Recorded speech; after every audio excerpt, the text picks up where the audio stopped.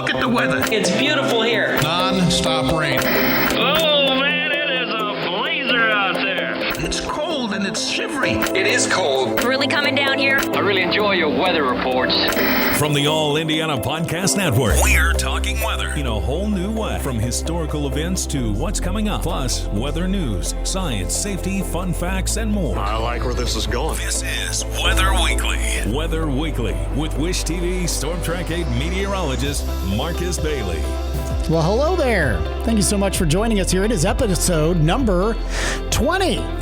We're moving right along, right? Just grinding away here on this mid-June morning when we're recording this here, and it's good to be with you here. I am meteorologist Marcus Bailey from Wish TV in Indianapolis, Indiana. It's always a pleasure to talk with you. As always, we're going to kind of have an abbreviated version of the podcast here. We're a little tight on time, but there is a lot that I want to talk about, and we typically do headlines, especially local headlines here in this first segment, but I'm actually going to kind of do that as my main body because it's been a very interesting last 5 days here in central Indiana. We've had some severe weather. We had some crazy flooding. We had kind of fluctuating temperatures. So I'm going to spend some time kind of talking about the events that have taken place, basically dating back to last Friday. But we do still have some national headlines that we want to get to here. There were some interesting things that kind of went on over the last week while we were away. One of the big ones was Claudette made landfall. That's another tropical system, so we've made it up to the letter C in the Atlantic portion of the hurricane season. This one was a tough one. It was slow to kind of get going. It was more of a rainmaker than it was a wind-driven storm, but it did also create kind of some damaging thunderstorms, if you will, in its wake. And really the hard-hit areas were places like parts of Texas, Louisiana, Mississippi, Alabama. It did end up strolling through the Carolinas, but thankfully it did weaken quite a bit once it went back out over the Atlantic Ocean. And as we speak now, it is still a system that's just to the east of New England, but it is moving away. And so it's not going to impact the lower 48 states again. But some of the quick headlines, unfortunate headlines. A man and 3-year-old child died when a tree fell on their home in Tuscaloosa. That's in Alabama. And this one made national headlines, and it's just sickening. Unfortunately, there was 10 people that died in a crash. Most of those were kids, and it's believed to be caused with the remnants of Claudette moving through Alabama. It was on I-65. These kids were coming back from a trip down and around Gulf Shores. It's also believed a tornado destroyed or damaged 50 homes in Bruton and East Bruton, Alabama. So you can see Alabama really took the brunt of it. There was also a tornado that damaged homes in a couple of counties in Florida. And then there had to be high water rescues in Slidell, Louisiana. That was an area that was hit really hard by some pretty heavy rainfall. So that was Claudette. Caused some big problems really over the last couple of days, mainly over the weekend. I may touch on this here as we get into the next segment, but because it's not in Indiana, I'll go ahead and put it in the national headlines thing here. The big story was from Monday morning or late Sunday night, depending on your time zone. But a pretty large tornado rolled through western suburbs of Chicago. If you're familiar with that area, the Naperville area, that suburb, which is a pretty decent sized suburb in western portions of Chicago. EF3, that was rated, came out Monday afternoon. It's the first EF2 or higher tornado to impact the Chicago metropolitan area since 2015. So it's been a while. There are a lot of houses that sustained damage. I'll tell you what, I think last check, and I'm just kind of looking through the headlines right now. I haven't seen any updates here this morning that there were 4 injuries reported from that tornado around the Naperville area. Naperville and Woodridge area, but they were non-life-threatening injuries, not updated. Five people. I just saw that there. Came from a press release from the city of Naperville, but none of them life-threatening. And if you've seen video of some of the destruction here, check out the at Severe Studios Twitter handle, at Severe Studios. They've got some incredible video and footage of just some of the damage there. 16 homes were heavily damaged, deemed uninhabitable. That was also from the city of Naperville. So the fact that it looks like in Woodridge, just east of Naperville, at least 75 structures were damaged.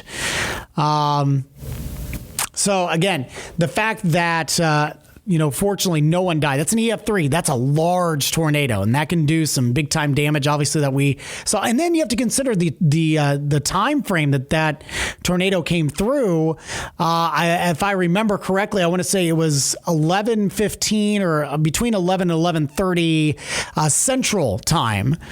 And it's a Sunday night. A lot of people are in bed getting ready for the work week. So my goodness, the fact that you only had 5 injuries, and I do need to correct myself. 1 was critical, but 4 not critical, not life-threatening. So that is a miracle. It really is, considering what time of day, the heavy, densely populated area in the western suburbs of Chicago. Man, I think we dodged a bullet on that one. No doubt about that. So that's some good news. Those are the main headlines there for this past week and what you missed while we were away. We're going to talk about some of our local headlines. And before we get into kind of the main part of this podcast, we're going to take a break next week here, the last week of June. I'm going to be off, so we'll take a brief time out. We'll get back into it in July. And I'm kind of thinking about for the next podcast, jumping on and kind of talking about my experience, because I know I've talked to a lot of my coworkers and how they kind of got into meteorology. I haven't really talked much about my journey. And I've had a few people that have emailed me and wanted to kind of find out about that. We have quite a few students or people that are interested in maybe getting in the meteorology profession. And so I think I kind of want to just spend the time talking to you guys, the ones that are interested in maybe getting into this job, specifically the TV job, because that's what I have experience with.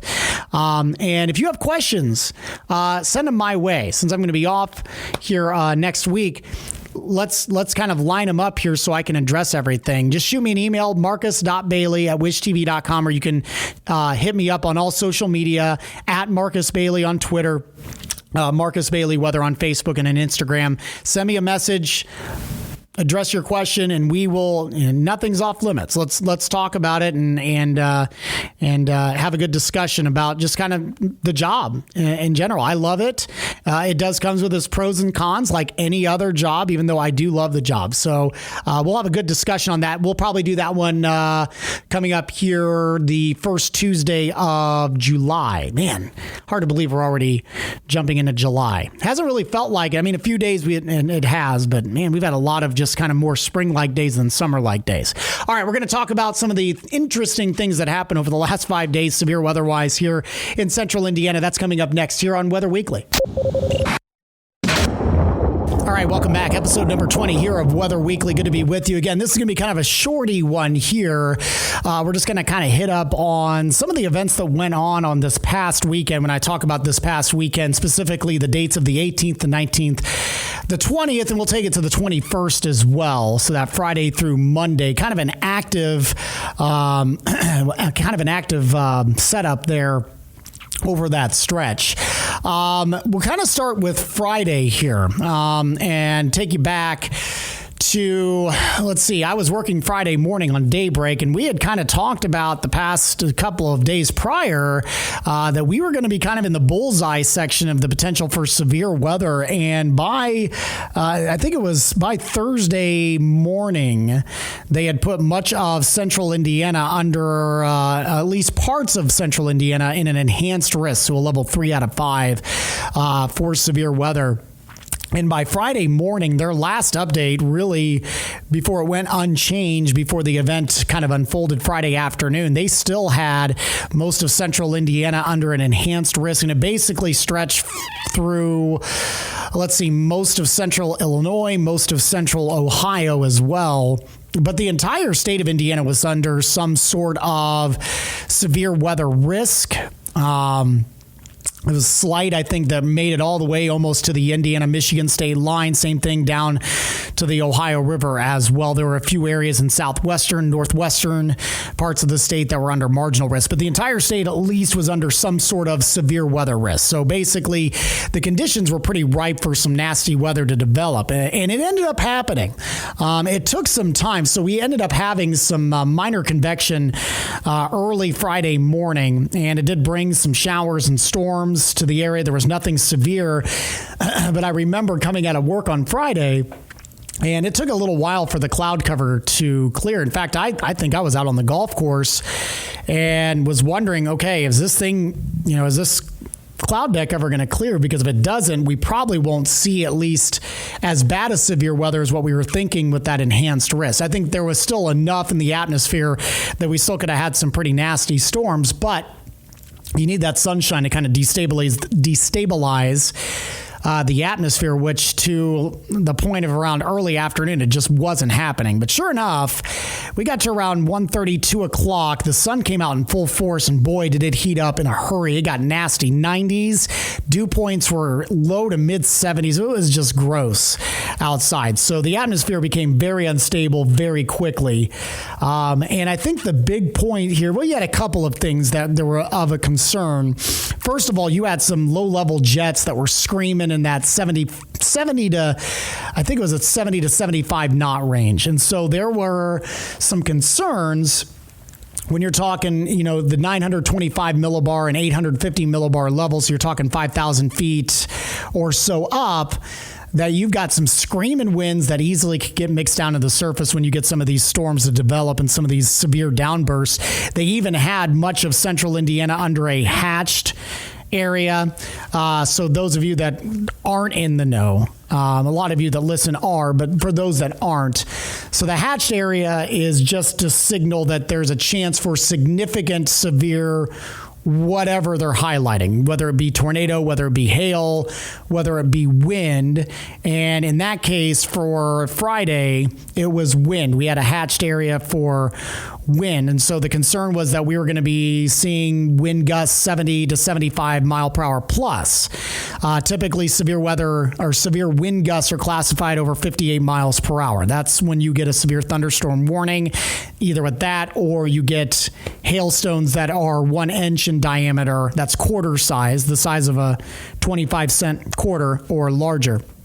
So wind was going to be the biggest concern there. Hail was kind of the next in line. The big reason why, at least from the models that we were looking at that morning, the CAPE, something that we look at here, the convective available potential energy, or basically the measurement of how quickly air parcels rise freely.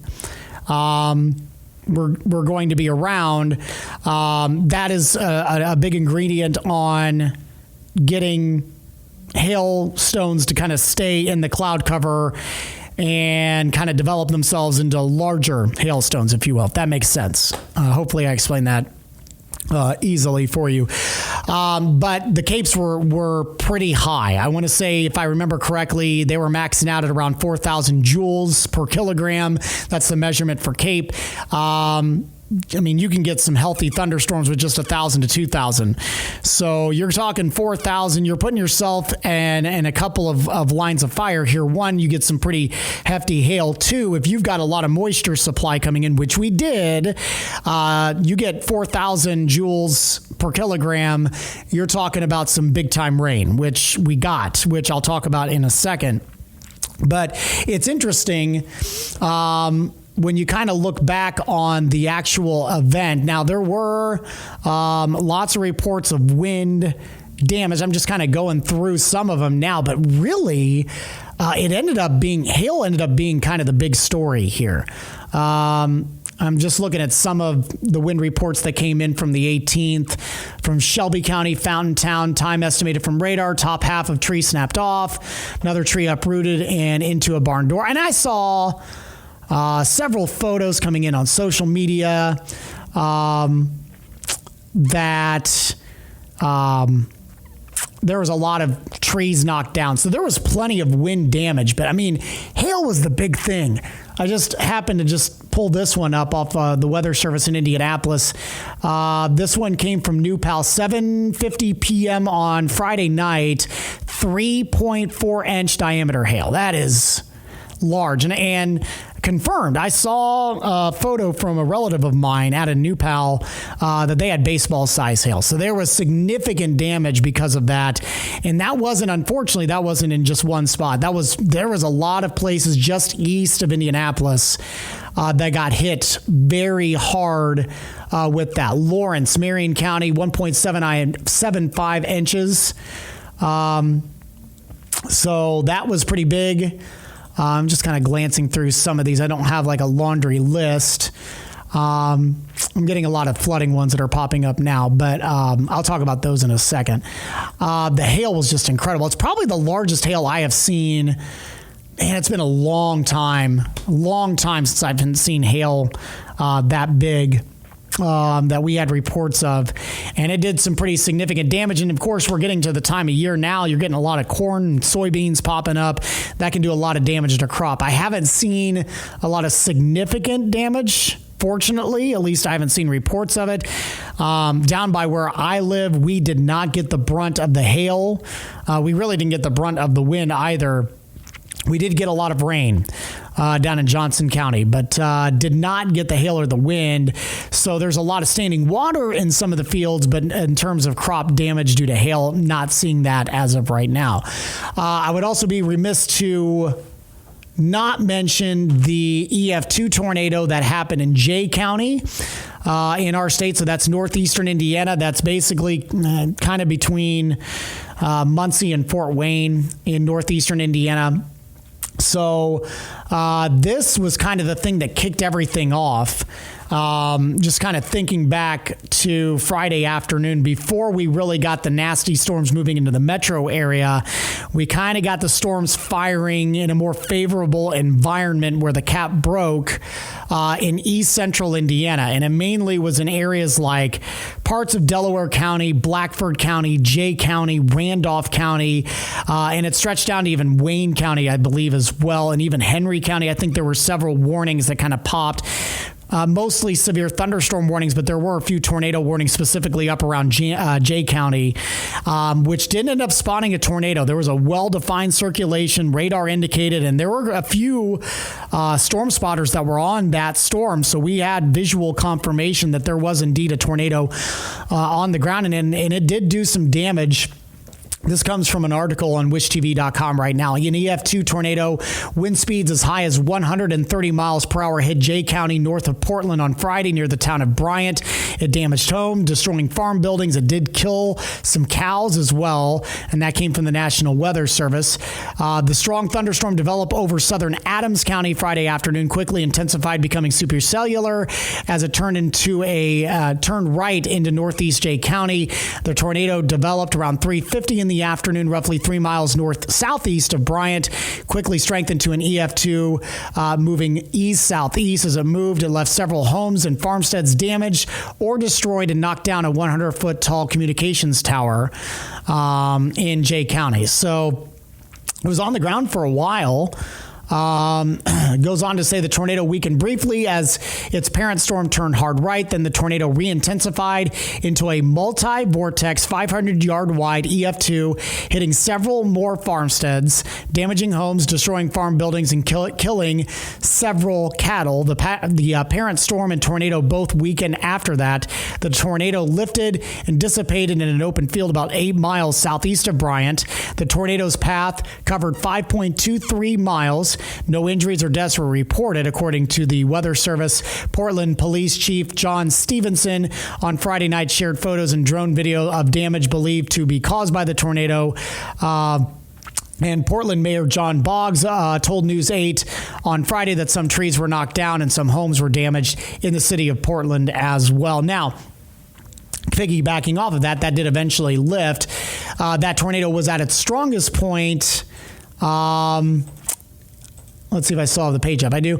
That was at its strongest point in Indiana, but it did drop back down across the Ohio state line. The Weather Service out of northern Indiana also confirmed an EF2 tornado, path length of 5.7 miles for Fort Recovery. That's in Mercer County, Ohio. There were several reports that came out of that one. I don't think that's the same tornado. There was one in Montgomery County. There was actually a few tornadoes that occurred. A lot of them happened in southwestern Ohio. There was also, trying to find, there was another tornado on Friday in Indiana. This was in Dillsboro, Dearborn County in Indiana. National Weather Service Storm Survey confirmed an EF1 tornado with a path length of 1/2 mile. 1/2 mile. And then that kind of moved into southwestern Ohio around the suburbs of Cincinnati. Again, the hail was just the crazy the crazy number. There were a total of nationwide 112 hail reports. 112 hail reports there nationwide, and a lot of those came in through Indiana. Just looking at some of the size, several quarter-size hail, but we had 2-inch diameter hail in Castleton. I think I already hit up on the biggest one. That was that 3.5 inch out of New Pal. Yeah, 3.25 rather. 3.25. We had another 2-inch report in Greenfield, 3.25 in Cumberland, 2-inch in New Pal. So man, there was some big hail coming out of that. There was also some 3-inch hail reported in Iowa from that Friday. But Indiana, the biggest actually that I see is 4-inch. 4-inch in diameter hail. That was out of Iowa. So, but Indiana had some of the biggest hail from that day. Some of the wind reports, mainly in northern Indiana, tree falling into wires in DeKalb County, large limb falling onto a house in DeKalb County. Those are in northern Indiana. Hancock County, tree down across the road. Marklettville and Madison County, tree down and some house damage. In Madison County, there's also some wind reports out of Henry County of 60-mile-per-hour winds. So we had our share of wind reports, but the damage wasn't crazy. Not as crazy as what we may have been anticipating with that enhanced risk. I think, kind of looking back on it, of course, hindsight's always going to be 20/20 in the forecasting world, but you lean more towards hail threat and a little lower on wind threat, but both were substantial that day, no doubt about that. And we did mention there was a tornado risk, and indeed there was. It was mainly confined to east central Indiana, but there was a big time spin. You got an EF2 and a lot of damage up in Jay County. And then kind of to follow up everything here, you did have just an immense amount of rain when the boundary just kind of stalled out. So what ended up happening, you had that cold front that moved through on Friday, and then the boundary just stalled out completely. And so you had areas south of I-70 that just picked up an immense amount of rain. And if you haven't seen some of the images, go to wishtv.com. And I think on the Wish TV Facebook page, we have some incredible photos coming out of Bloomington and Greensburg. Those are the two that pop out of my mind specifically. But there were several areas that were hard hit south of Indianapolis, south of I-70. But these were areas that picked up about 7 inches of rain in a very short amount of time. I think the one visual that I remember completely vividly was out of Bloomington. There was a lot of people that were on Kirkland. That's a very popular campus spot off of Indiana University's campus, and it's completely underwater. There are cars that are halfway submerged down there. So that was crazy rain. And I think the numbers that we saw were close to around 7 inches of rainfall. And that happened between the hours of, say, 5 o'clock in the evening till maybe 1 or 2 in the morning. So you're talking maybe 6 hours, 7 inches of rain. You're talking an inch an hour. Yeah, that's going to create some flooding issues. I mean, we had been really dry kind of leading up till then, but I mean, you can't handle that much water in that short amount of time.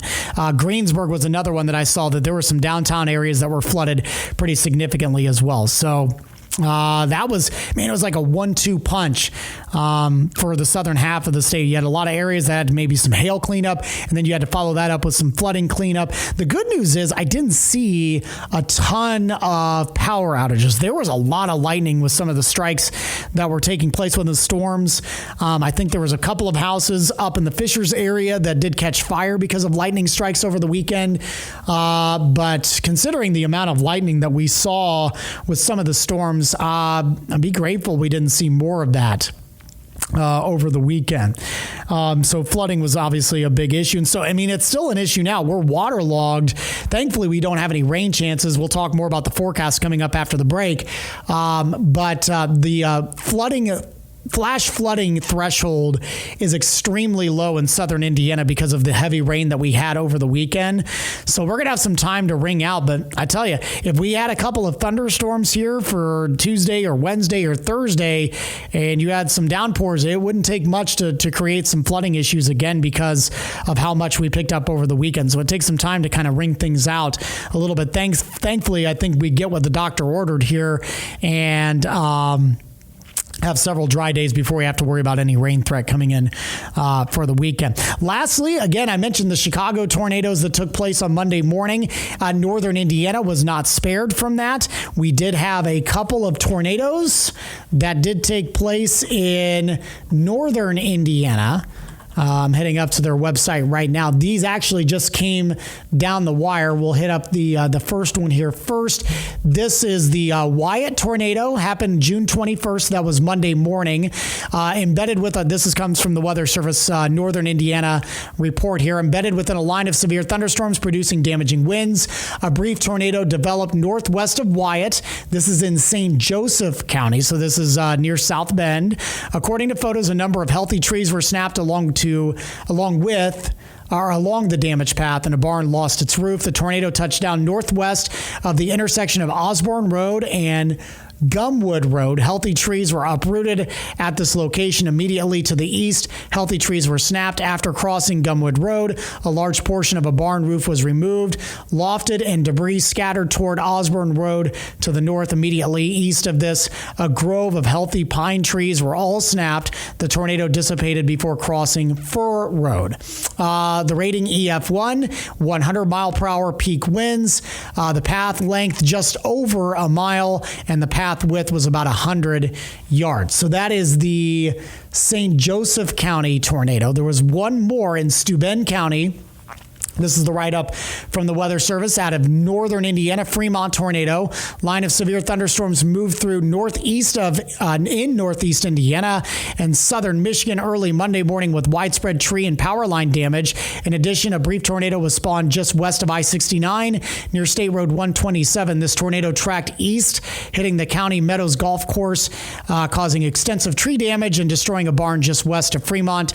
The tornado then turned right, tracking through Fremont south of US 127, snapping trees and damaging roofs and several structures. The tornado continued southeast before southeast across mainly open fields, snapping trees along the way before heavily damaging another barn and destroying several outbuildings on a farm residence south of Clear Lake. The tornado continued toward the Indiana-Ohio state line before dissipating in an open field. The rating on that again, EF1, 100 mile per hour sustained wind or estimated winds, and the path length was actually on the ground for about 10 miles with 100 yards path width there. So it did do a little bit of damage. Kind of if you're familiar with northeastern Indiana, it's just kind of just northeast of Lake James, that big lake there in Steuben County, north of Angola. So a couple more tornadoes. I think I may have jinxed us, and somebody mentioned something on Twitter on Friday about it, one of our listeners here. said, you mentioned that we had no tornado warnings in the state of Indiana, and then here you go. So we had several. Obviously, we had the few on Friday for the Dearborn County tornado, the Jay County tornado.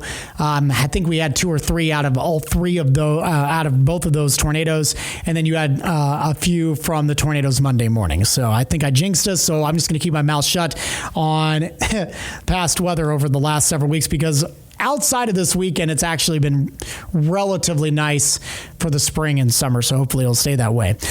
Speaking of, we will have your full forecast coming up here for the week of June 21st. That's coming up next here on Weather Weekly. All right, here's a quick look at your forecast for the week of June 21st. We've had a nice little cool down here. I know by the time this podcast drops, it'll be midweek. And so we're going to be bumping up the temperatures again, but the humidity so much lower than what we had over the weekend. And I think we'll get at least one more day out of this. So Wednesday's highs in the upper 70s. I do think we get a significant jump into the mid 80s on Thursday. Our dew points are likely going to be get closer to 60. So you'll feel it a little bit, but it's not going to be overly oppressive. I think that will then change. We really flip the pattern again starting Friday through the weekend and early in the last week of June here. The humidity, the dew points are easily into the at least mid 60s. We may have a few days of dew points into the 70s, and it does look like we have daily rain chances. Now, Friday doesn't look awful as of right now, but some scattered showers and thunderstorms. Saturday may be a little bit more soggy, and then I put chances for rain really every day, Sunday, Monday, and Tuesday. So a little more active weather pattern. It's not going to be super hot, but it's going to be uncomfortable. We'll likely have highs back into the low to mid 80s starting Thursday, and that will continue into early in the work week next week. So that's a look at your forecast there as we prep up for the end of June. Hard to believe we're already getting close to the 4th of July holiday. So many festivals that are kicking off. We did a story about Spark Fishers back in action after they were off last year because of the pandemic. So many county fairs will be kicking off. Marion County, one of the first ones that kind of goes, and then we'll have just kind of the onslaught of weeks of county fairs going on around the state before we lead up to the state fair that will be going on in August. So we're looking forward to this. Is one of the best times of the year here in central Indiana, as long as the weather will cooperate. My thanks to you. Thank you so much for hanging out on this kind of shorter version of the podcast, but it was fun just talking about kind of the active weather that we had over the weekend. And again, we're going to be off next week, but very much want to get your input on the next episode, what you want to know about the job and kind of my journey. And if you're a student, what you should be doing to kind of prepare yourself to get ready for a job in meteorology, specifically in television. And if you have any ideas for the podcast here that you want to talk about, let's chat about that. Again, shoot me an email, marcus.bailey@wishtv.com, or you can hit me up on Facebook, Twitter, and Instagram as well. Have a lovely next couple of weeks. We will talk to you again at the beginning of July. And don't forget, while you're here, make sure to check out all of our other great podcasts here on the All Indiana Podcast Network. Discover more from Storm Track 8 Weather and Wish TV. Online at wishtv.com, and when you follow Wish TV on Facebook. Plus, be sure to check out more great podcasts from the All Indiana Podcast Network now at allindianapodcastnetwork.com.